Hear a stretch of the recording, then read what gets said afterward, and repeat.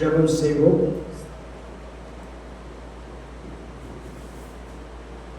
பரிசுத்தமுள்ள நல்ல ஆண்டவரே, நீர் பரிசுத்தர், நீர் பரிசுத்தர், நீர் பரிசுத்தர். இந்த நாள் உங்களுடைய நாள், கர்த்தருடைய நாள், வாரத்தின் முதல் நாள், நீர் உயிரோடு எழுந்த நாள். இந்த நாளிலே எங்களுக்கு இஷ்டமான செய்யாது தடுத்து உமக்கு பிரியமான செய்யும்படி எங்களை ஒன்று கூடி சேர்த்ததுக்காக ஸ்தோத்திரம். இந்த நேரத்தை எங்களுக்கு ஆசீர்வாதமாக்கி தாரும். உடைய வார்த்தையின் உட்கருத்தை நாங்கள் அறிந்து கொள்ள உதவி செய்ய வேண்டும் என்று எங்கள் காதுகளை எங்கள் இதயத்தை விட்டு சேவை செய்ய வேண்டும் என்று ஆண்டவர் லட்சமாகி இயேசு கிறிஸ்து நல்ல நாமத்தில் வேண்டிக் கொள்வோம். எங்கள் நல்ல பிதாவே, ஆமென்.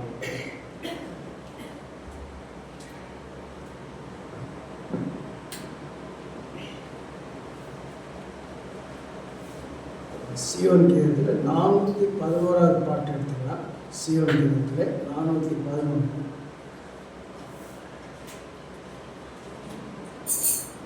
உனக்கு ரட்சிப்பு இயேசு கொடுக்க அழைக்கிறார். உனக்கு ரட்சிப்பு இயேசு கொடுக்க அழைக்கிறார். ரட்சிப்பை அடைய மாட்டாயோ, ரட்சிப்பை அடைய மாட்டாயோ, உனக்கு ரட்சிப்பு இயேசு கொடுக்க அழைக்கிறார். பாவத்தின் மரணமே தேவனே ஓ ஜீவனே, பாவத்தின் மரணமே தேவனே ஓ ஜீவனே, இயேசுவை ஏற்றுக் கொண்டால் நித்திய ஜீவனை பெறுவார். இயேசுவை ஏற்றுக் கொண்டால் நித்திய ஜீவனை பெறுவார். காணலை குருசின் மேல் பலியாயிருந்து மாண்டாரே, காணலை குருசின் மேல் பலியாயிருந்து மாண்டாரே. ஐயோ இயேசுவின் அன்பையே மனிதனுக்கு மறப்பாயோ, இயேசுவின் அன்பையே மனிதனுக்கு உனக்கு ரட்சிப்பு இயேசு அழைக்கிறார். மரணத்தின் பெயர் கொண்டார், மரண பயம் உனக்கிலே, மரணத்தின் பெயர் கொண்டார், மரண பயம் உனக்கிலே. சாத்தானை மரணங்களித்தார், மனிதரையும் விடுவித்தார். சாத்தானை மரணங்களித்தார், மனிதரையும் விடுவித்தார். காணலை குருசின் மேல் பலியாயிருந்து மாண்டாரே, காணலை குருசின் மேல் பலியாயிருந்து மாண்டாரே. இதயத்தை இப்போதே இயேசுவுக்கு எண்ணினாயோ, இதயத்தை இப்போதே இயேசுவுக்கு எண்ணினாயோ, உனக்கு ரட்சிப்பு இயேசு அழைக்கிறார். ரட்சிப்பை அடைய மாட்டாயோ, உனக்கு ரட்சிப்பு இயேசு அழைக்கிறார். சிலுவையில் தொங்கினார், கழுவவே ரத்தம் சிந்தினார். சிலுவையில் தொங்கினார், கழுவவே ரத்தம் சிந்தினார். கடையம் சூவரை தகர்த்தார், இடைவிடாய் தந்தார். கடையம் சூவரை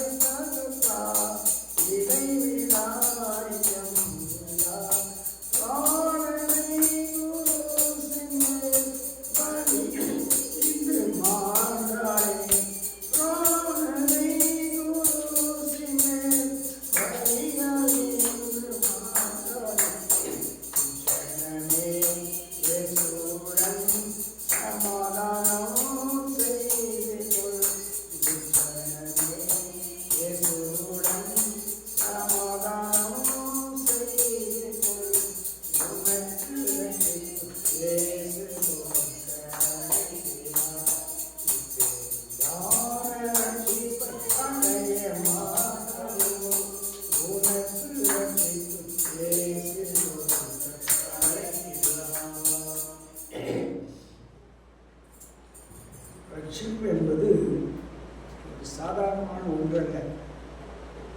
அது அந்த ரட்சிப்பு எல்லாருக்கும் கிடைக்காது. கர்த்தர் யாருக்கு அந்த ரட்சிப்பு கொடுக்கணும்னு நினைக்கிறாரோ அவருக்கு தான் அந்த ரட்சிப்பு கொடுப்பார். ரட்சிக்கப்பட்டவர்கள் தான் சபையிலே சேர்க்கப்பட்டவர்கள். ரட்சிக்கப்பட்டவங்க தான் மோட்ச பாக்கியம். ரட்சிக்கப்படாதவங்களுக்கு மோட்ச பாக்கியம் கிடையாது.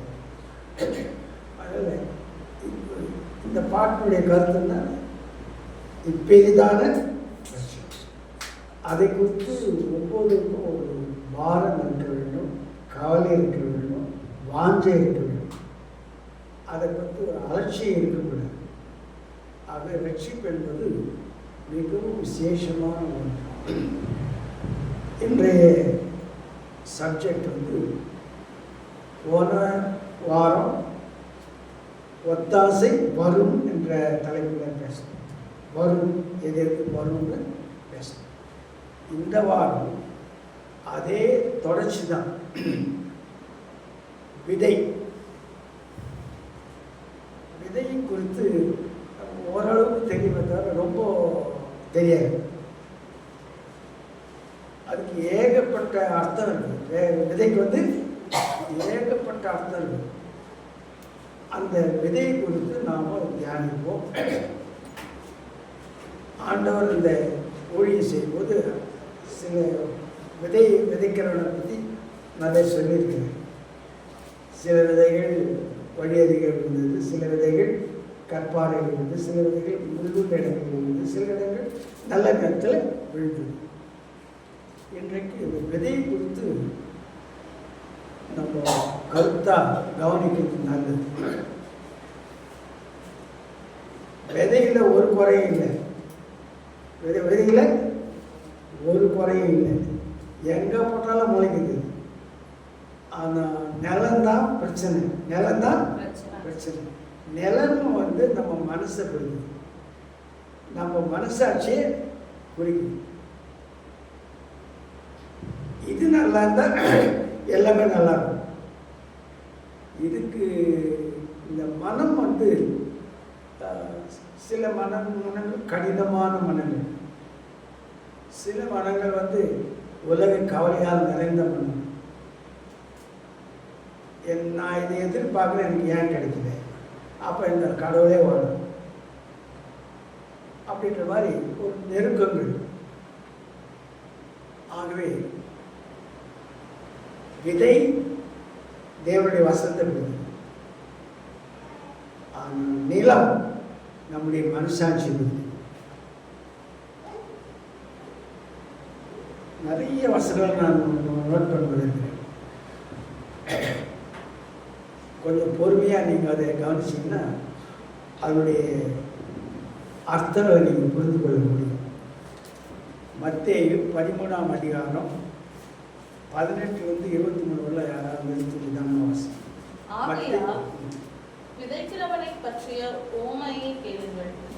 ஒருவன் ராஜ்யத்தின் வசனத்தை கேட்டும் உணராதிருக்கும் போது பொல்லாங்கன் வந்து அவன் இருதயத்தில் விதைக்கப்பட்டதை பற்றி கொள்ளுகிறான். அவனே வழி அருகே விதைக்கப்பட்டவன். கற்பாறை இடங்களில் விதைக்கப்பட்டவன் வசனத்தை கேட்டு உடனே அதை சந்தோஷத்தோடு ஏற்றுக்கொள்ளுகிறவன். ஆகிலும் தனக்குள்ளே வேறில்லாதவனாய் கொஞ்ச காலம் மாத்திரம் நிலைத்திருப்பான். வசனத்தின் நிமித்தம் உபத்திரவமும் துன்பமும் உண்டான உடனே இடரல் அடைவான். முள்ளுள்ள இடங்களில் விதைக்கப்பட்டவன் வசனத்தை கேட்கிறவனாய் இருந்தும் உலக கவலையும் ஐஸ்வர்யத்தின் மயக்கமும் வசனத்தை நெருக்கி போடுகிறதினால் அவனும் பலனற்று போவான். நல்ல நிலத்தில் விதைக்கப்பட்டவனும் வசனத்தை கேட்கிறவனும் உணர்கிறவனுமாய் இருந்து 100ஆகவும் 60ஆகவும் 30ஆகவும் பலன் தருவான் என்றார். இந்த வசனங்களை நீங்கள் தியானிக்கும் போது சுருக்கமாக ஒரே வார்த்தையில் முடிச்சிடலாம். நீங்கள் நல்லா வீட்டில் போய் பல முறை படித்து பாருங்க. அதனுடைய பொருள் என்னன்னா கிறிஸ்தவ வாழ்க்கை. கிறிஸ்தவ வாழ்க்கை 18 மத்தேயு 13ஆம் அதிகாரம் 18-23 வரை வாசித்து தியானம் பண்ணும்போது அதுக்கு அந்த என்ன டைட்டில் கொடுக்கலான்னா கிறிஸ்தவ வாழ்க்கை. வழியேறுகள் விழுந்துச்சான், பாறைகளை விழுந்துச்சான், அப்புறம் முள்ளுள்ள இடங்களில் விழுந்துச்சான், நல்ல நிலத்தில் விழுந்துச்சான். இதை நீங்கள் அபியாசப்படுத்தும் போது அதுக்கு கிடைக்கிற ஒரு பேர் என்னன்னா கிறிஸ்தவ வாழ்க்கை. மார்க் 4ஆம் அதிகாரம் 13 to 20 வரல வாசிக்கும். மார்க் 4ஆம் அதிகாரம் வசனம் 13 to 20 வரலாம்.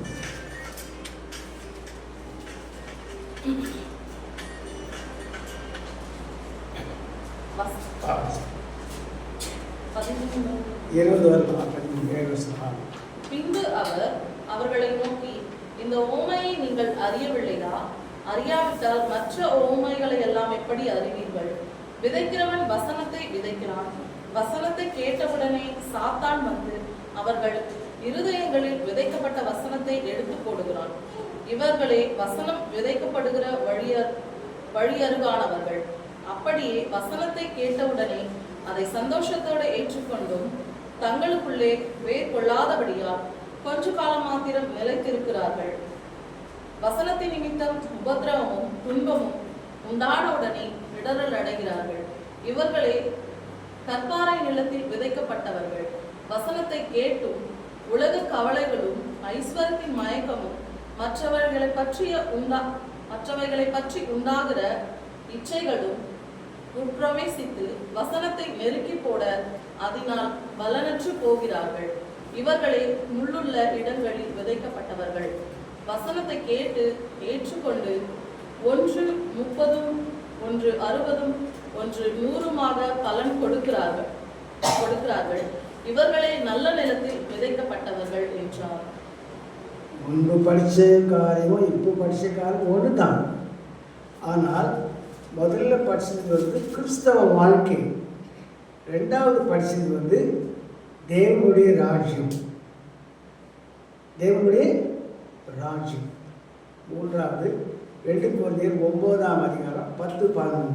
2 கொரிந்தியர் 9ஆம் அதிகாரம் வசனம் 10-11.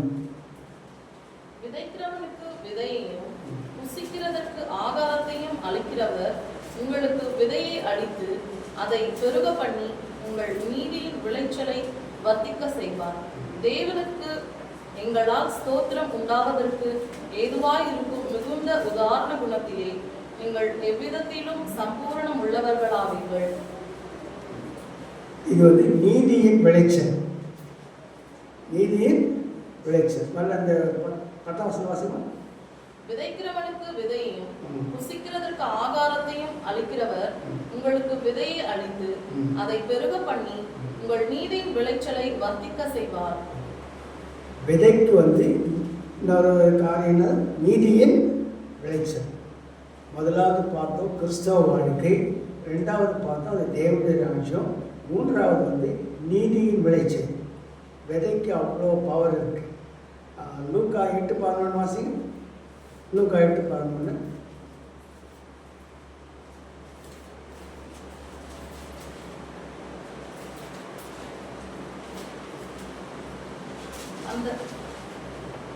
அந்த ஓமையின் கருத்தாவது, விதை தேவனுடைய வசனம். விதை தேவனுடைய வசனம். பாருங்க, விதை தேவனுடைய வசனம். நல்லா பதிய வச்சுங்க.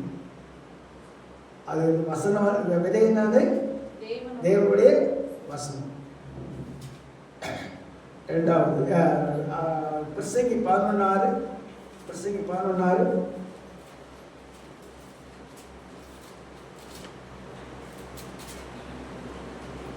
காலையிலே உன் விதையை விதை, மாலையிலே உன் கையை நெகிழ விடாதே. அதுவோ இதுவோ எது வாய்க்குமோ என்றும் இரண்டும் சரியாய் பயன்படுமோ என்றும் நீ அறியாயே. விதை வசனத்துக்கு அடையாளம் நான் சொன்னோம். இப்போ விதை ஜெபத்துக்கு அடையாளம். காலையிலே உன் விதையை விதை, மாலையிலே உன் கையை நெகிழ விடாதே. அதுவோ இதுவோ எது வாய்க்குமோ என்றும் இரண்டும் சரியாய் பயன்படுமோ என்றும் நீ அறியாயே. இந்த கிறிஸ்தவர்கள் நல்லா யோசிக்கணும். உனக்கு ஏதாவது ஒரு காரியம் நடக்கணும், ஏதாவது ஒரு ஆண்டவரால் தான் இது முடியும்னு ஒரு தீர்மானம் பண்ணால் காலையில் எழுந்து ஜெபம் பண்ணணும். அதிகாலையில் எழுந்து ஜெபம் பண்ணணும். எப்பேற்பட்ட காரியமாக இருந்தாலும் அதிகாலையில் நீ ஜெபம் பண்ணும்போது அந்த ஜெபத்துக்கு ரிசல்ட் கிடைக்கும். எழுந்த உடனே முட்டி போட்டு என்ன பண்ணணும், முதலில் போய் வாயை கொப்பிச்சுட்டு வரணும். அந்த ஊத்த வாயோட ஜெபம் பண்ணக்கூடாது. போய் பாத்ரூம் போயிட்டு நல்லா வாய் கொப்பிச்சுட்டு முடிஞ்சால் பல்ல விளக்கோட விளக்கிட்டு முட்டி போட்டு என்ன பண்ணேன், ஆண்டவரே எனக்கு இந்த காரியம் நடக்கணும் சாமி, உன்னால் தான் முடியும் நான் நம்புகிறேன். அதிகாலையில் எழுதி ஜெபம் பண்ணிப்பாங்க. அது நீண்ட கால பிரச்சனையாக கூட இருக்கலாம். பல வருடங்களாக நமக்கு கிடைக்கிற நன்மை கிடைக்காம கூட இருக்கலாம்.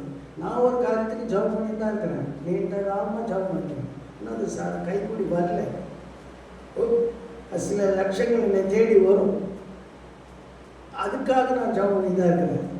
இப்போ இந்த வசனத்தை படித்த பிறகு அதிகாலையில் எழுதி ஜெபம் பண்ணால் கண்டிப்பாக அது சக்ஸஸ்ஃபுல்லாகும். உங்களுக்கு எத்தனை கோடி ரூபாய் தேவையோ, ஐயா எனக்கு இத்தனை கோடி வேணும் சாமி கூட நீங்கள் ஆண்டவர்கிட்ட கேட்பார். ஆனால் எப்போ கேட்கணும், அதிகாலையில் எழுதி ஜெபம் பண்ணும்போது ஆண்டவர் அதை கேட்பார். ஆண்டவர் அதை கேட்பார். அதுக்கு ஒரு ரிசல்ட் கிடைக்கும். ஐயோ இவ்வளோ காலமாக ட்ரை பண்ணிங்கன்னா ஒன்றும் கிடைக்கலையே, ஒரு வெறுப்பு கூட வந்துடுது சில பேருக்கு. ஆனால் இங்கே வசனம் என்ன சொல்லுது, அதிகாலையில் எழுந்து வசனம் விதை வந்து என்னத்துக்கு அடையாளம், ஜெபத்துக்கு அடையாளம். நீதிபதிகள் 8:17, நீதிபதிகள் 8:17.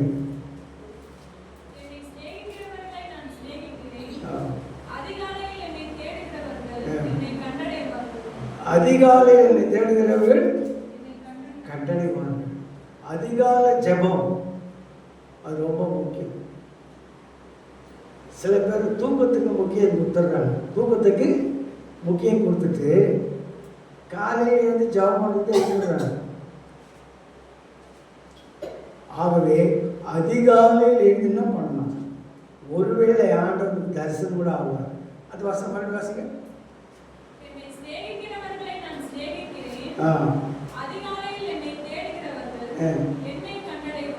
அதிகாலையில் எழுந்து நீ தேடினா அவரை பார்க்கறதுக்கு கூட ஒரு வாய்ப்பு இருக்கு. அதாவது எப்படி பார்ப்போம்னா, ஆள் உருவம் வராது, உன்னுடைய வேண்டுதல் கேட்கப்படும், உன்னுடைய வாஞ்சை நிறைவேற்றப்படும், உன்னுடைய எதிர்பார்ப்பு சரியாக கிடைச்சிடும். அப்போ தான் நம்ம ஆண்டவர் தான் இது செய்தார், ஆண்டவர் தான் இதை செய்தாருன்னு ஒரு முடிவுக்கு வரணும். அதனால் அதிகாலை ஜெபம் ரொம்ப முக்கியம். அப்புறம் 1 கொரிந்தியர் 5:36 வாசிகள். 1 கொரிந்தியர் 5:36. 1 கொரிந்தியர் 15:36.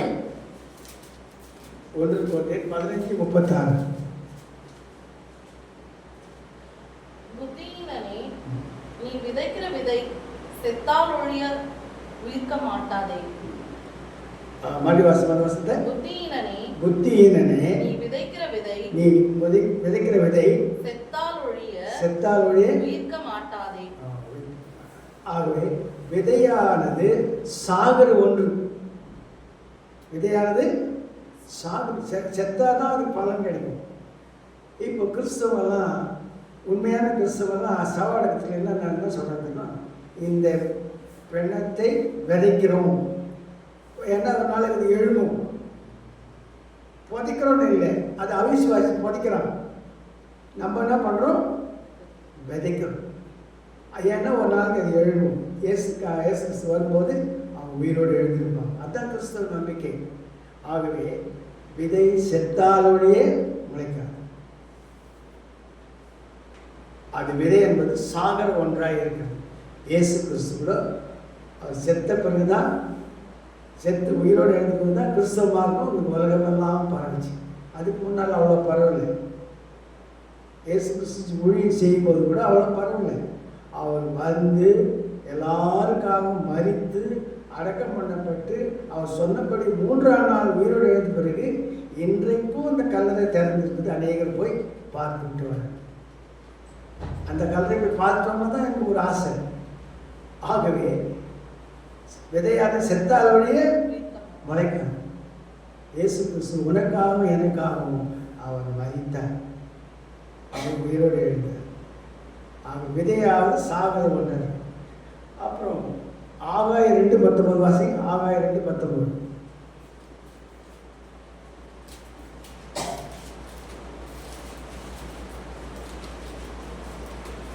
களஞ்சியத்தில் இருக்கும் விதை தானியம் உண்டோ? திராட்சை செடியும் அத்திமரமும் மாதளம் செடியும் ஒலிவ மரமும் கனி கொடுக்கவில்லையே, நான் இன்று முதல் உங்களை ஆசீர்வதிப்பேன் என்று சொல்கிறார் என்றார். விதையானது களஞ்சியங்கள் சேர்க்கப்படுகிற ஒன்றாக விதைச்சி அது பழகி பெருகும்போது களஞ்சியங்களில் சேர்க்கப்படுகிறாரு.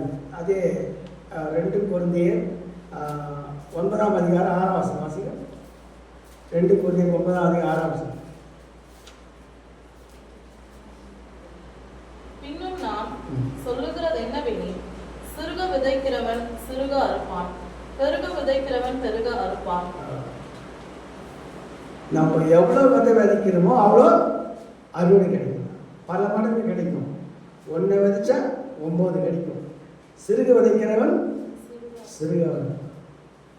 இந்த விதை என்பது ஊழியம் செய்யணும்னு அர்த்தம்.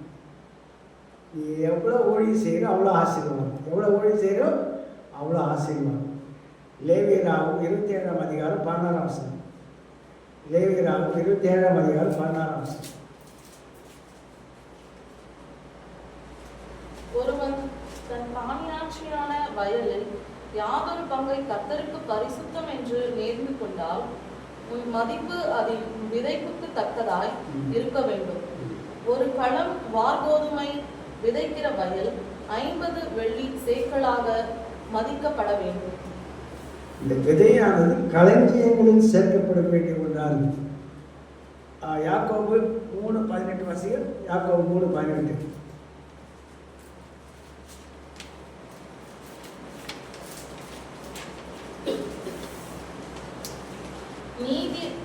நீதியாகிய கனியானது சமாதானத்தை நடப்பிக்கிறவர்களாலே சமாதானத்திலே விதைக்கப்படுகிறது. விதை ஒரு சமாதானத்துக்கு அடையாளம். விதை வந்து களஞ்சியத்துக்கு அடையாளம். விதை வந்து வசனத்துக்கு அடையாளம். விதை வந்து ஜெபத்துக்கு அடையாளம். இங்கே என்ன விதை வந்து வசனத்தை நீதியாகிய கனியானது சமாதானத்தை நடப்பிக்கிறவர்களாலே சமாதானத்திலே விதைக்கப்படுகிறது. சமாதானத்திலே விதைக்கப்படுகிறது. சமாதானம் தருகிற ஒரு நல்ல வளர்ச்சி வச்சுக்கணும். ஒரு ஆசீர்வாதம். நிம்மதியாக இருக்கும். வா, எவ்வளோ கஷ்டப்பட்டு விதைச்சேன், நல்லா விளைஞ்சிச்சு, இப்போது எனக்கு ஒரு நிம்மதி சமாதானத்தை தரக்கூடிய 1 கொரிந்தியர் 9:11. 1 கொரிந்தியர் 9:11. நாங்கள் உங்களுக்கு ஞான நன்மைகளை விதைத்திருக்க உங்கள் சரீர நன்மைகளை அறுத்தால் அது பெரிய காரியமா? நாங்கள் உங்களுக்கு ஞான நன்மைகளை விதைத்திருக்க உங்கள் சரீர நன்மைகளை அறுத்தால் அது பெரிய காரியமா? இங்கே ஞான நன்மை சங்கீதம் 97:11. சங்கீதம் 97:11.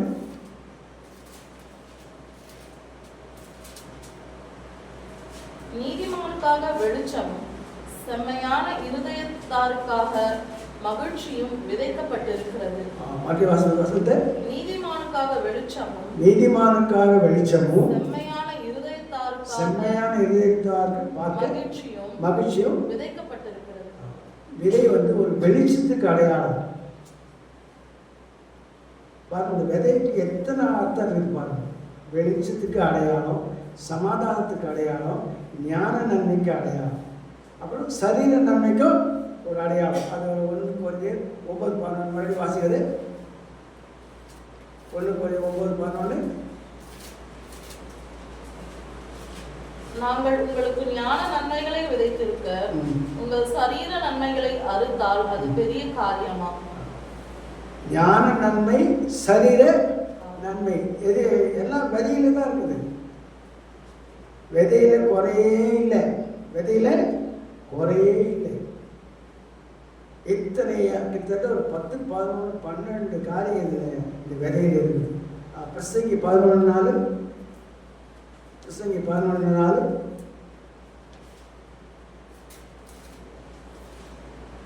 காற்றை கவனிக்கிறவன் விதைக்க மாட்டான், மேகங்களை நோக்குகிறவன் அறுக்க மாட்டான். இப்போ நம்ம முடிவுக்கு வந்துட்டோம். இத்தனை வசனங்களை பார்த்தோம்.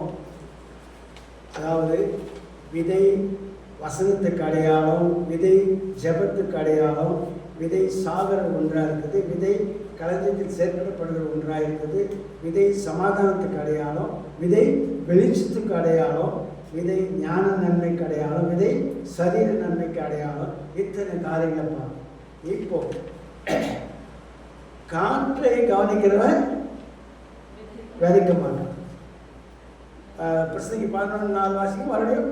காற்றை கவனிக்கிறவன் விதைக்க மாட்டான், மேகங்களை நோக்குகிறவன் அறுக்க மாட்டான். இப்போ விதை என்பது சுவிசேஷம். விதை என்பது சுவிசேஷம். சுவிசேஷ அறிவிக்கலைன்னா உனக்கு ஐயோ. சுவிசேஷம் சுவிசேஷ அறிவிக்கலைன்னா உனக்கு ஐயோ. அப்போ இப்போ உலகம் எப்படி இருக்குதுன்னா, விதைக்கிறாங்க, நல்லா விளையுது, களஞ்சிகளை பெருசாக களஞ்சிகளை பெருசாக சேர்த்து வைக்கணும், களஞ்சிகளை சேர்த்து வைக்கணும். இதுதான் மனுஷனுடைய எண்ணம். ஏசு கிறிஸ்து இந்த ஓமை சொல்கிறார். அவன் ஒரு காரியம் சொல்கிறான், என் ஆத்மாவே நீ புசித்து கொடுத்து நல்லா இரு. ஆத்மா பிடிக்குமா? ஆத்மா புசிக்குமா? இது தெரியல. உனக்காக நான் அதையும் சேர்த்து வச்சிருக்கிறேன், நீ நல்லா புசி. ஆகவே அன்பானவர்களே, இந்த விதை களஞ்சியங்களை சேர்க்குது. இன்னைக்கு மனுஷனுடைய காரியம் விதையை சுவிசேஷ அறிவிக்கிறதுக்கு அடையாளமாக இருக்குது. அந்த விட்டுடுறாங்க அந்த வேலையை, சுவிசேஷ அறிவிக்கிற வேலையை விட்டுட்டு மற்ற வேலையெல்லாம் செய்கிறாங்க. சோஷியல் ஒர்க்ஸ் பயங்கரமாக செய்கிறாங்க. அதனால் எதுவும் நன்மை கிடைச்சுன்னு நினைக்கிறாங்க. Social work cannot save anybody. Social work நல்லது, நன்மை செய்வது நல்லது, but social work cannot save anybody.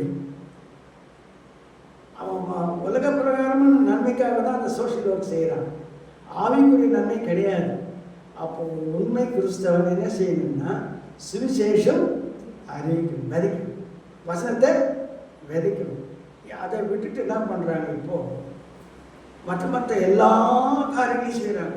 ரொம்ப படித்தவங்க, பெரிய ஸ்தாபனங்கள் எல்லாமே சோஷியல் ஒர்க் தான் முக்கியம், கல்வி முக்கியம், ஹாஸ்பிட்டல் முக்கியம், வேலை முக்கியம் அப்படின்ட்டு இது அதுக்கு தான் முக்கியத்துவம் கொடுக்குறாங்க. ஆனால் அது சரியானது ஒன்றாங்க. உனக்கு என்ன சொன்னீங்க, உலகம் போய் சுவிசேஷத்தை அறியணும். உனக்கு எவ்வளோ திறமை இருக்குதோ அவ்வளோ திறமையை பயன்படுத்தி ஏதாவது ஒரு வகையில் சுவிசேஷத்தை, சுவிசேஷம் என்றால் என்ன சொல்லுங்க பார்க்கலாம். சுவிசேஷம் என்றால் ஆண்டவராக இயேசு கிறிஸ்து கன்னி மரியாளின் வயிற்றில் பிறந்தார். அது முக்கியமான ஒன்று. அவர் யார் வயிற்றில் பிறந்தார்? கன்னி மரியாளின் வயிற்றில் பிறந்தார். 33 வருடம் உயிரோடு இருந்தார். 30 வருடம் தன் பெற்றோருக்கு உதவியாக இருந்தார். 3 வருடம் இப்படி போன எல்லா கிராமங்களும் நடந்து சென்று நன்மை செய்கிறதாக சுற்றி இருந்தார்.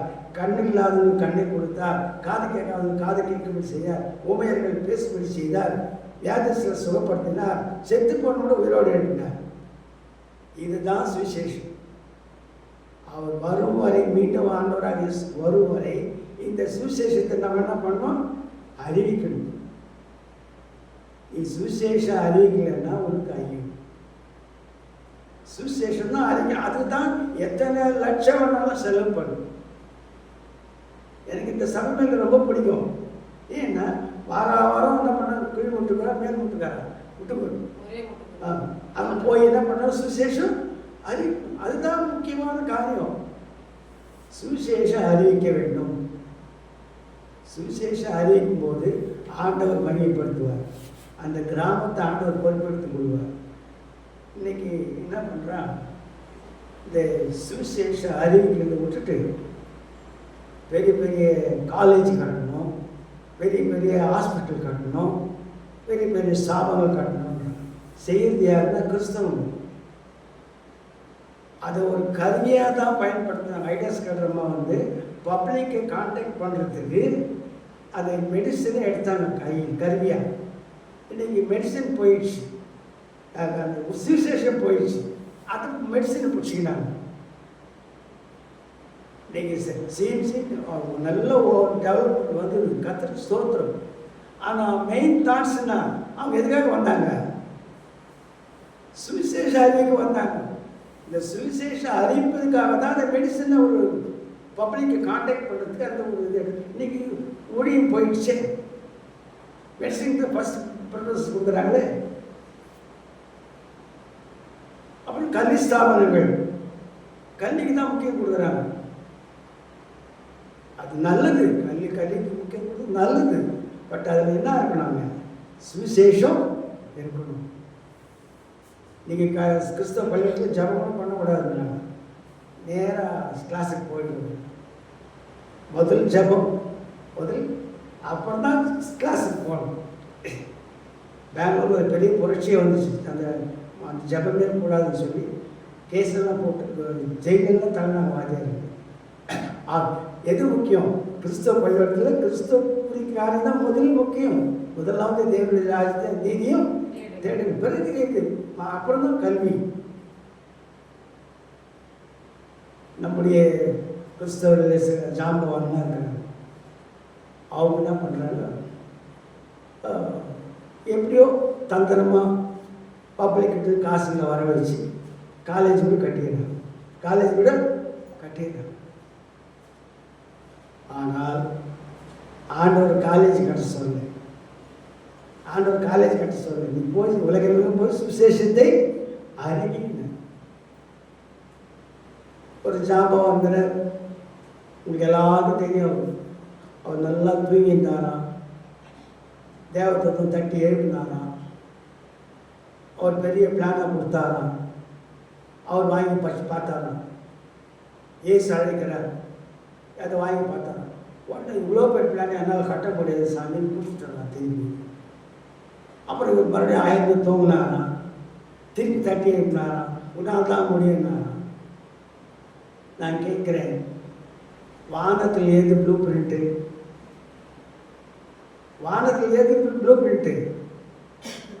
ப்ளூ பிரிண்ட்டை கொடுத்தது கூட ஒரு பிளான் செக் கொடுக்கக்கூடாது, நீ கட்டுப்பான்ட்டு. இவங்களாம் பெரிய பெரிய ஜாம்பவானுங்க, பெரிய பொய்யை சாதாரணமாக சொல்கிறாங்க. என்ன விளம்பரம் ஆகிடுச்சு அவங்க பேரெல்லாம். அதனால என்ன பண்ணுறாங்க, தைரியமாக புழுவுறாங்க. உண்மையிலே தேவதூதத்தை தாட்டி எழுப்பியிருக்க மாட்டார். அவர் காலேஜ் கட்டுறது அவர் விருப்பம் இல்லை, இயேசு கிறிஸ்துக்கு விருப்பம் இல்லை. காரண்யா பெரிய காலேஜ் இருக்கும். அப்புறம் அவங்க மருமகளை தட்டி எழுப்பினாராம், நீ ஊர் கட்டிக்கோ, கார் வாங்கிக்கோ. எல்லாம் யூடியூப்பில் வந்துட்டு இருக்குது. அதெல்லாம் அது என்ன தேவத்தை அவங்க கூட மட்டும் தட்டி எழுப்பிக்கிறார். நம்மளாம் தட்டி எழுப்ப மாட்டோங்க. இதெல்லாம் யாரையும் ஏமாத்துற வேலை. கர்த்தருக்கு இவங்க கணக்கு கொடுக்கணும், நான் குறைய சொல்லலை. ஆண்டவர் சொல்ல, உலகம் எங்கே போய் சுவிசேஷத்தை விதை அனுபவி, அதை செய். அதை விட்டுட்டு காலேஜ் கட்ட சொல்லு. அப்புறம் அதை யூனிவர்சிட்டி ஆகிறதுக்கு யார்கிட்ட போனாங்க? சங்கராச்சாரிட்ட போனாங்க. அதெல்லாம் பேப்பரில் வந்து நியூஸில் வருது. நீங்கள் யூனிவர்சிட்டி ஆகணும் முட்டி போட்டு ஜாப் பண்ணிருந்தாங்க. ஆகவே இவங்கெல்லாம் யார்? உலகத்தார். நல்லா தெரிஞ்சு யார்? உலகத்தார். பக்தி வேஷம் போட்டுன்னு ஊரை ஏமாத்தின்னு இருக்கிறாங்க. இந்த மாதிரி ஏராளமான ஸ்தாபங்கள் இருக்குது. செய்கிற வேலையை விட்டு இன்னொரு வேலை செய்கிறாங்க. ஊழியத்துக்காக செலவு பண்ண மாட்டாங்க. இது ரொம்ப கஷ்டம். இது அவர்களுக்கு ஒரு ஐயம், அவ்வளோதான். அவர்களுக்கு ஒரு ஐயம். அவங்க கடந்துட்டு போகிறாங்க. அவங்க உலகத்தார் எப்படின்னா போயிட்டு போகிறாங்க. நமக்கு அதை பற்றி கவலை வேணும். நமக்கு என்ன சொன்னார்? சுவிசேஷத்தை அறிவு, எப்படியாவது அறிவு, ஏதாவது ஒரு வகையில் அறிவு. அதுதான் நம்ம மெயின் ஆண்டவர் விரும்புகிற காரியம். அவர் சொன்ன காரியம் அதுதான். கிறிஸ்மஸ் கொண்டாட சொல்ல, குட் ஃப்ரைடே கொண்டாட சொல்ல, ஈஸ்டர் கொண்டாட சொல்ல, நீ போய் உலகமெங்கிலும் போய் சுவிசேஷத்தை அறிவு. பக்கத்தில் இருக்கிற அறிவு. நீ உலகம் பூரா சுத்தம் கூட பரவாயில்லை. பக்கத்தில் பார்க்குறவங்களுக்கு சுவிசேஷம் சொல்லலாம். ஏசுவாங்க வா, ஏசு நல்லவர், அவர் நன்மை செய்வார், எனக்கு செய்தார், உன் செய்வார் அவர் சொல்கிறதுக்கு நான் பெரிய சேலஞ்ச் படிக்கணும். அதுக்காக ஒன்றுமே இல்லை. ஆகவே சுவிசேஷத்தை அறிவு. விதை என்ன காட்டுது? விதைச்சா தான் பலன் கிடைக்கும். விதைக்காத பலன் எதிர்பார்த்தா எப்படி? விதையில் எவ்வளோ அர்த்தம் இருப்பாங்க. இப்போது உலகத்தானை பற்றி கொஞ்சம் பேசுவோம். உலகத்தான் எப்படிங்கிறான்னு பாருங்க. இப்போது மந்திரிங்க, எம்எல்ஏங்கெல்லாம் ஃபஸ்ட்டு சார்ஜ் எடுக்க போகிறாங்க. கவர்னர் முன்னாலேயோ ஜனாதிபதி முன்னாலேயும் சார்ஜ் எடுக்க போகிறாங்க. அங்கே ஒரு பிரதிக்கனை வாசிக்கப்படுது. நான் கவர்மெண்ட்டுக்கு விரோதமாக எதுவும் செய்ய மாட்டேன், கவர்மெண்ட்டுக்கு நஷ்டத்தை உருவாக்க மாட்டேன் அப்படிங்கிற ஒரு அறிக்கை, வெள்ளை அறிக்கை விடுறாங்க. அதை எடுத்த பிறகு தான் அந்த பிரமாணம் முடிச்ச பிறகு தான் அவங்க எம்எல்ஏ ஆகிறாங்க, மந்திரி ஆகிறாங்க. இவங்களுக்கு பேர் என்ன தெரியுமா? மாண்புமிகு. என்ன பேர்? மாண்புமிகு. நான் தைரியமாக சொல்கிறேன், அந்த பேர் அவங்களுக்கு லாய்க்கு இல்லை. மாண்புமிகுன்ற பேர் அவங்களுக்கு லாய்க்கு இல்லை. ஏன்னா அது காங்கிரஸாக இருக்கட்டும், டிஎம்கேவாக இருக்கட்டும், ஏடிஎம்கேவாக இருக்கட்டும், அது எந்த கட்சியாக இருக்கட்டும், இவங்க மாண்புமிகுன்ட்டு அந்த பதவி வாங்குறதுக்காக அந்த பதவி பிரமாணம் கவர்னர் முன்னாலும் ஜனாதிபதி முன்னாலும் செய்கிறாங்க. அந்த பிரமாணத்தின்படி அவங்க நடக்கிறாங்களா? இன்னைக்கு ஒரு மந்திரி கூட, ஒரு எம்எல்ஏ கூட பர்ஃபெக்ட் இல்லை. அது இவங்க என்ன அந்த மாண்புமிகு பேர்? நான் கேட்குறேன். அளவுக்கு அதிகமாக சொத்து சேர்த்துட்டு தான் கலைஞர்களை சேர்க்கறது. கலைஞர்களை பெரிதாக்குவேன், அளவுக்கு அதிகமாக கலைஞர்களை சேர்த்துட்டு இவங்க என்ன பண்ணாங்க? கேஸில் மாட்டிக்கிறாங்க. இடி அவங்களுக்கு பாயுது, விஜிலன்ஸ் அவங்ககிட்ட பாயுது, அப்புறம் சென்ட்ரல் இடி ஒன்று, ஸ்டேட் இடி ஒன்று. இப்படி இவங்க எல்லாரும் மாட்டி கம்பி நினைக்கிறாங்க. அதில் அவன் உலகத்தான். அவன் யார்? உலகத்தான். அவங்களை விட்டுட்டு கிறிஸ்தவர்கள் எப்படி இருக்கிறாங்க? அவங்களும் அதே மாதிரி கிறிஸ்தவ விட்டு கூட போகும். இடி போகுது, விஜிலன்ஸ் போகுது, சில ஸ்தாபனங்களுக்கு விஜிலன்ஸ் போகுது. ஏன்? கோடி கோடியாக பணம் வச்சுக்கிறத ஏழைகளுக்கு கொடுத்தா உதவி செய்ய, இல்லை ஊழியம் செய்ய, ஊழியம் செய்ய கொடுத்து உதவி செய்ய, ஊழியம் செய்ய, அதை விட்டுட்டு என்ன பண்ணுறாங்க? சேர்த்து வச்சிடுறாங்க. சேர்த்து வச்சுட்டு கலைஞர்களை பெருசாக கட்டிக்கினே போகிறாங்க. இதனால் யாருடைய நாமம் தூஷிக்கப்படுது?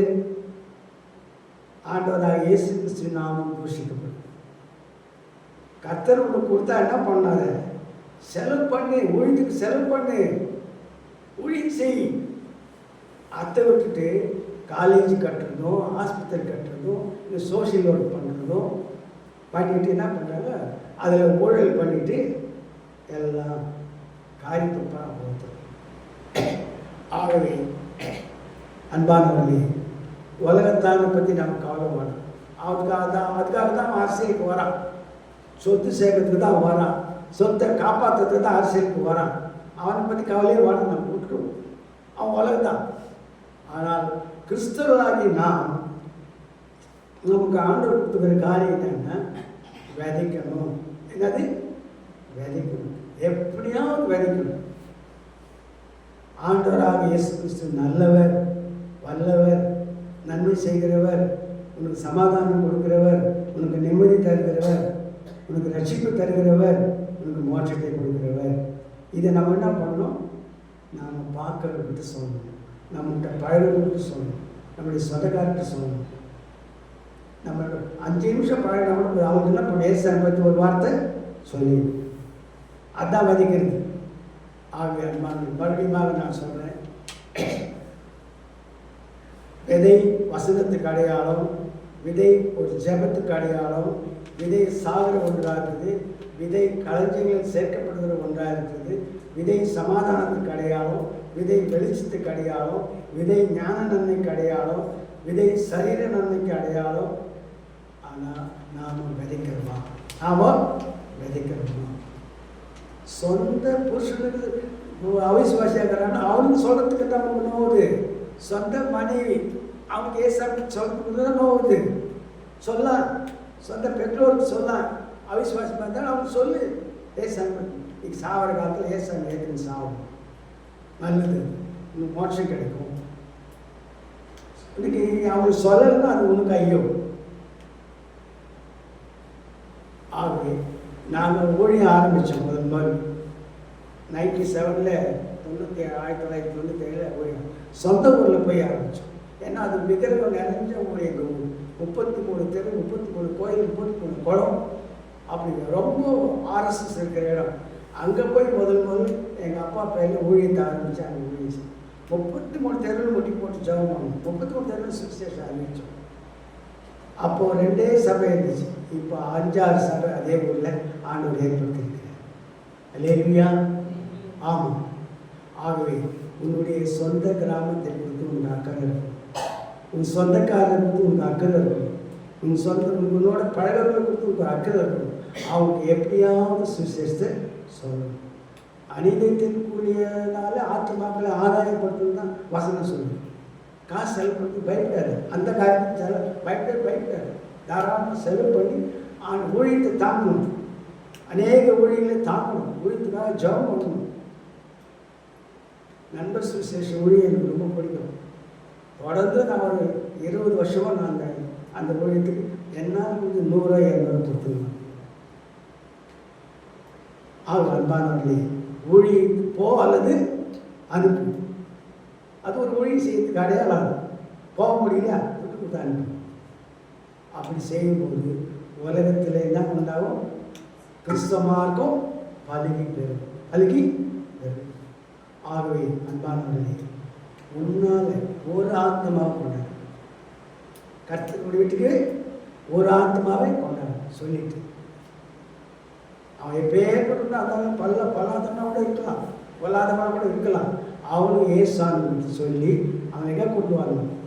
ஆலயத்துக்கு கொண்டு வரணும். அது ஈச் ஒன் கேட்ச் ஒன் நான் அடிக்கடி சொல்கிறேன். ஒரு ஆத்மாவையாவது ஆண்டவரை ஆலயத்துக்கு நீ கொண்டாடும்போது உன் கணக்கில் ஒரு ஆத்மா போய் சேரும். ஒரு ஆத்மா ரட்சிக்கப்படும்போது பரலோகத்தில் மிகுந்த சந்தோஷம். அது விதை என்பது சுவிசேஷம் அறிவிக்கிற ஒன்றாக இருக்கு. சுவிசேஷம் அது ஒன்றை போட்டோம்னா அது 9 விளைக்கும். எதை விதைக்கிறாத அதை அறுப்பாய். ஆகவே விதையானது எத்தனையோ காரியங்களை கொடுக்குது. வெளிச்சத்தை கொடுக்குது, இருளை இல்லை வெளிச்சத்தை கொடுக்குது, ஞான நன்மை கொடுக்குறது. ஒருத்தன் பேங்க் பேலன்ஸ் எவ்வளோ அதிகமாக இருக்குதோ அவ்வளோ அறிவாளின்னு சொல்லுவாங்க. ஆனால் பைபிளில் சொல்ல அவரை பற்றி கலைஞரை பெருசாக கண்ணனை பற்றி என்ன சொன்னார் ஆண்டவர்? மூடனே, இன்னைக்கு ராத்திரி போயிட்டு இவெல்லாம் யார் முடியுதுன்னு அதிகமாக பணம் சேர்க்கணுக்கு என்ன பேர் வச்சுக்கிறார் ஆண்டவர்? மூடனே. மாண்புமிகு கிடையாது, மூடன் தான், நிர்மூட என்ன சொல்ல போனான். அதுவே கிறிஸ்தவர்களாக இருந்தால் என்ன பண்ணாங்க? ஊழியத்துக்கு உதவி செய்யணும், தாராளமாக உதவி செய்யணும். அந்த ஊழியத்துக்கு உதவி செய்யும்போது அதுக்குரிய ஆசீர்வாதம் உங்களுக்கு ஆண்டவர் வச்சிருப்பார். அதுக்குரிய ஆசீர்வாதம் ஆண்டவர் வச்சிருப்பார். இன்னும் சில உதாரணமாக சொல்லிக் கொண்டு போக முடியும், நான் வேண்டான்னு நான் நிறுத்திடுறேன். நம்முடைய கடமை என்னன்னா ஊழியம் செய்யும், ஊழியம் செய்யும், எப்படியாவது செய்யும், என்ன முடிந்ததை செய்யும். தன்னால் இயன்றதை கொடுத்தாலும் இல்லையா, அது தன்னால் முடிஞ்சதை செய்யும். அப்படி செய்யும்போது நிச்சயமாய் நீ ஆசீர்வதிக்கப்படும். விதைக்கிறது ஆண்டவர் ஆசீர்வதிப்பார். வெற்றின் இடத்தில் ஆசீர்வாதம் தங்குன்னு இருக்குது. நீ சேர்த்து வச்சுன்னா உங்களுக்கு ஆசீர்வாதம் இல்லை. ஆகவே விதையானது நமக்கு அநேக அர்த்தங்களை கொடுக்குது. முதலாவது விதை வசனத்தை குறிக்கிறது. வசனத்தை நாம் அறிவிக்க வேண்டும். விதை ஜெபத்தை குறிக்கிறது. விதை சாகர ஒன்றாக இருக்குது. விதை கலைஞர்கள் சேர்க்கப்படுகிற ஒன்றாக இருக்குது. விதை சமாதானத்தை கொடுக்குறதா இருக்குது. விதை வெளிச்சத்தை தரக்கூடியதாக இருக்குது. விதை நன்மையை ஞான நன்மையை கொடுக்குறதா இருக்குது. அது மட்டும் இல்லை, சரீர நன்மையை கொடுக்குறாங்க. ஆக விதை என்னது எவ்வளோ பெரிய காரியம். அப்போ விதையில் குறையே இல்லை, நிலம்தான் பிரச்சனை. அந்த நிலம் நல்ல நிலமாக இருந்தால் என்ன 30, 60, 100 ஆண்டவர் அதை பலகி பெருக செய்வார். விதைக்காதவன் கிறிஸ்தவனே இல்லை. சுவிசேஷத்தை அறிவிக்காதவன் கிறிஸ்தவனே கிடையாது. சில பேர் வெளிநாட்டுக்கு போகிறாங்க, நல்லா சம்பாதிக்கிறாங்க, திருப்பி வந்துடுறாங்க. அப்புறம் இங்கே கொஞ்ச நாள் பார்க்குறாங்க, இங்கே ஜாஸ்தி சம்பளம் அங்கே வாங்கிட்டு இங்கே வந்தால் கம்மி சம்பளம், திருப்பி போயிடுறாங்க, திருப்பி வந்துடுறாங்க. அவன் சம்பாதிச்சு என்ன பண்ண, சேர்த்து வச்சு என்ன பிரயோஜனம்? ஊழியத்தை தாங்கிறதுக்கு மனசு வரணும், ஊழியத்தை கொடுக்கறதுக்கு மனசு வரல. பணம் பணம் பணம் பணம் பணம், அதுதான் அவங்களுக்கு ஜீவனாக இருக்குது. எத்தனையோ பேர் நான் சொல்ல முடியும், பேரே சொல்ல முடியும், அப்படிப்பட்ட இருக்கிறாங்க. அது ஒரு காரியமாக நீ நல்லா படி, நல்லா ட்ரைனிங் எடு, நல்ல கோர்ஸ் எடு, வெளிநாட்டுக்கு போ. அது அதே சமயத்தில் உனக்கு 10ல் 1 பாகம் ஆர்டர் கொடுத்து மனசு வரலையே, 10ல் 1 பாகம் ஆர்டர் கொடுத்ததுக்கு மனசு சில்லறை மாற்றி எட்டாரியே. லட்சாதிபதிகள் என்ன பண்ணுறாங்க, சில்லறை மாற்றி சில்லறை போடுறாங்க. ஆண்டவர் சில்லறை கொடுக்குற கத்துறா உன்னை தகுதியை ஒயிட்டு ஒன்று மேலே கொண்டு போனார். அந்த தகுதிக்கு தகுந்த மாதிரி ஆண்டவர் நீ கனம் பண்ணுவானா, ஊழியர்களுக்கு தாராளமாக கொடுக்க வேணாமா, கொடுக்க மனசே இல்லை. அப்படி அநேகருக்கு சொல்ல முடியும் இதே காட்பாடியில். ஆகவே அன்பானவர்களே, அது அவன் என்ன அர்த்தம்னா உண்மையான கிறிஸ்தவன் இல்லை, பேர் கிறிஸ்தவன், பெருமை கிறிஸ்தவன். ஆனால் நீங்களும் நானும் உண்மை கிறிஸ்தவர்களாக இருப்போம், ப்ராக்டிக்கல் கிறிஸ்தவர்களாக இருப்போம். அதனால ஆண்டவர் நம்மை ஆசீர்வதிப்பார், ஆண்டவர் நம்மை ஆசீர்வதிப்பார். இன்னத்துக்கு ரைடு வரணும், இன்னத்துக்கு விஜிலன்ஸ் வரணும், இன்னத்துக்கு இடி வரணும். அது உலகத்தான் காரியத்தில் வந்துட்டு போட்டோம். கிறிஸ்தவ ஸ்தாபனத்துக்கு இடி வருது, கிறிஸ்தவ ஸ்தாபனத்துக்கு விஜிலன்ஸ் வருது. எவ்வளோ பெரிய சாட்சி கெட்டு போது பாருங்க, சாட்சி இருக்குதா? ஆகவே அன்பானவர்களே, சரி இவங்களெல்லாம் கூட அப்போ அந்த உலகத்தான் லிஸ்ட்டில் தான் சேர்க்கணும், இந்த மாண்புக்கு லிஸ்ட்டில் தான் சேர்க்கணும் இவங்களெல்லாம். அந்த கர்த்தர் நம்மை தெரிந்து கொண்டிருக்கிறார், நமக்கு விசுவாசத்தை கொடுத்துருக்கிறார், நம்மை ரட்சித்திருக்கிறார். நாம் கர்த்தருக்கு உண்மையாக இருக்கும்போது நம்ம செய்கிற சின்ன ஊழியத்தை ஆண்டவர் மிகப்பெரிய ஆசீர்வாதம். இல்லையா?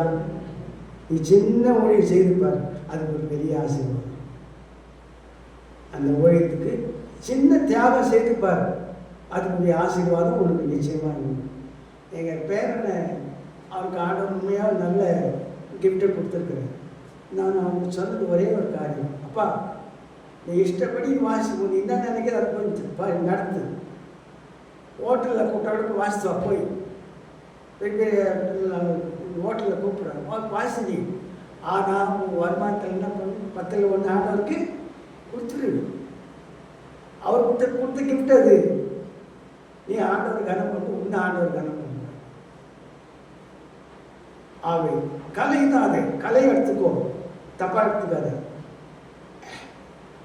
ஆண்டவருக்கு அந்த வார்த்தை கொடுத்துருக்குறார், நீயா கண்டுபிடிக்கல அந்த வார்த்தை, ஆண்டவருக்கு கொடுத்தார். ஆகினால ஆண்டவரை நீ கனம் பண்ணணும். இப்போது அவன் போயிட்டு வந்தான்னா முதல்ல அவன் அம்மா கிட்ட கொடுத்துட்றான் காசு. அம்மா காணிக்கை எடுத்து வச்சிருக்கான், அவன் எடுத்து வச்சிருக்கான். இப்படி அதனால அவனுக்கு ஆண்டவர் கிஃப்ட் கொடுத்துனே இருக்கிறார். அவனுக்கு ரெஸ்ட்டே இல்லை. தினம் ராத்திரி 11 மணி 12 மணி 1 மணிக்கு வீட்டுக்கு வந்து சார். இப்படி அவனால் எங்களுக்கு குடும்பம் ஆசிரியர்கிட்ட வருது. அதுக்கு அதுக்கு நிறைய எதிர்ப்புலாம் நீ போய் அங்கே வாசிக்கூடாது இங்கே வாசிக்கூடாது நிறைய பேர் சொன்னாங்க. அப்புறம் என்ன வந்து ஆலோசனை நீ எங்கே வேணாலும் போய் வாசிக்கிறான் வாசி. ஆனால் ஆண்டோரை கனம் பண்ண அப்படி அவங்க கனம் பண்ணி தான் இருக்காங்க. ஆகவே அம்மானவர்களே, கர்த்தரிலே கனம் பண்ணும் கர்த்தர் உன்னை மேலாம் கீழாகாமல் மேலாம். கர்த்தரை கனம் பண்ணும். அவர் ஊழியத்துக்கு உன்னால் ஊழி செய்ய முடியல, ஊழியத்துக்கு தாங்கு, போ அல்லது அனுப்பு. எமில் ஜெப்சி சொன்ன காரியம், போ அல்லது அனுப்பு அப்படின்னு. ஆகவே ஊழியர்களை நாம் ஆதரிக்கும் போது கர்த்தர் நம்மை வெகுவாய் ஆசீர்வதிப்பார். விதை முக்கியம். விதையில எவ்வளோ கருத்து இருக்கு பாருங்க. மறுபடியும் அந்த மத்திய 13 அதிகாரம் 18-20 வாசிப்பது அது கிறிஸ்தவ வாழ்க்கை. மார்க் 4 அதிகாரம் 13-20 வாசிக்கும்போது தேவனுடைய ராஜ்யம். 2 Corinthians 9-10-11 வாசிக்கும் போது அது நீதியின் விளைச்சல். ஆக விதை வசனம், விதை ஜெபம், விதை சாகர ஒன்று, விதை கலைஞர் சேர்க்கப்படுவது ஒன்று, விதை சமாதானம் தரக்கூடிய, விதை வெளிச்சம் தரக்கூடிய, விதை ஞான நன்மை தரக்கூடிய, விதை சரீர நன்மை தரக்கூடிய. சரீர நன்மை முக்கியம்தான். சரீரம் வந்தால் தான் ஞான நன்மை நம்ம செய்ய முடியும். ஆகவே விதை எவ்வளோ பெரிய ஆசீர்வாதம் தருகிறார். ஆகவே நம்முடைய வேலை என்னன்னா விதை விதைக்கணும், விதையை விதைக்கணும். அதுக்கு ஆண்டவர் தாமே நம்மை பயன்படுத்துவார்.